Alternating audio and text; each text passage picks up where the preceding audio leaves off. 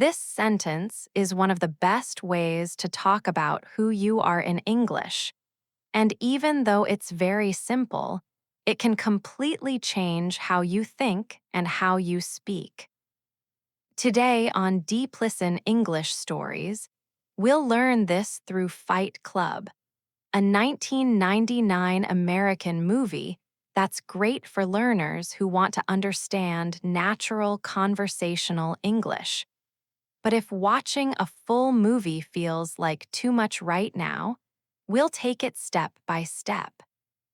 One of the characters is the narrator, and he lives in a perfect apartment where he buys expensive chairs and beautiful tables because he believes these things make him special. He spends all his money on things from a catalog, filling his home with furniture he thinks is perfect.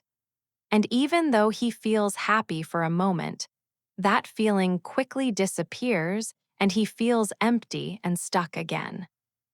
He can't sleep at night, so he goes to support groups just to feel something. And while he meets people and feels calm and less alone for a short time, the feeling always disappears when he goes home, and he realizes he is still stuck in the same life. Something is missing, and then one night his apartment blows up and he loses everything. And that's when he meets Tyler Durden, a man who lives in a completely different way. They stand outside together looking at everything the narrator lost, and Tyler tells him that a house is just a box for your stuff.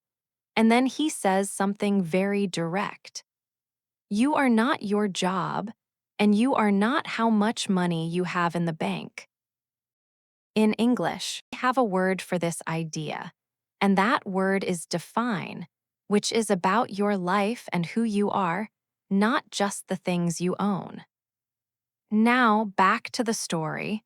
One of the narrator's favorite things is his coffee table, and he believes it shows that he is successful.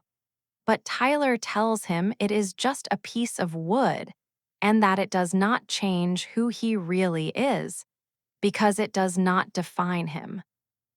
The narrator looks at his apartment and all his things, and even though everything looks perfect, he does not feel happy, and slowly he starts to understand something important. Things can look good, but still feel empty.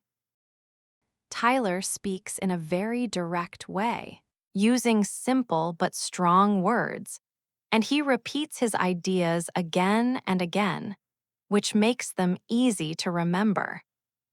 Now let's use this idea in your own life, because this is the best way to practice talking about yourself. So listen first and then say it with me.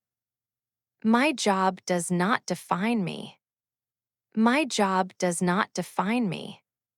My car does not define me. My car does not define me. My house does not define me. My house does not define me. My clothes do not define me. My clothes do not define me. My furniture does not define me. My furniture does not define me.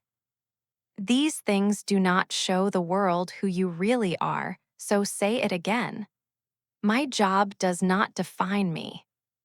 Let's practice again with new examples. So listen and then repeat with me. My phone does not define me. My phone does not define me. My watch does not define me. My watch does not define me. My money does not define me. My money does not define me. My things do not define me. My things do not define me. Be careful when you use this word, because there is a big difference between a fact and who you are. So when you say, "This is my job," that is just a fact. But when people say, "My job defines me," they are talking about identity. But is that really true? My job does not define me. And if you lose your job, are you still the same person? The answer is yes.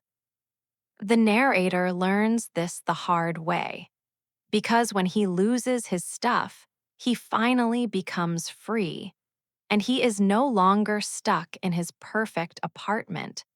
So he starts to see the world differently and realizes he is more than his furniture and more than his things. This idea is simple but powerful, and you can use it in many situations, especially when you feel pressure, because you can remind yourself, you are more than the things you own. Now it's your turn to practice, so say it out loud. This does not define me. Think of one thing you own, like a phone or a watch, and say it again. This does not define me. So, what is one thing that does not define you? Is it your job, your expensive shoes, or it's your car? Think about your answer and say it out loud. Say it out loud. If you feel brave enough, leave it in the comments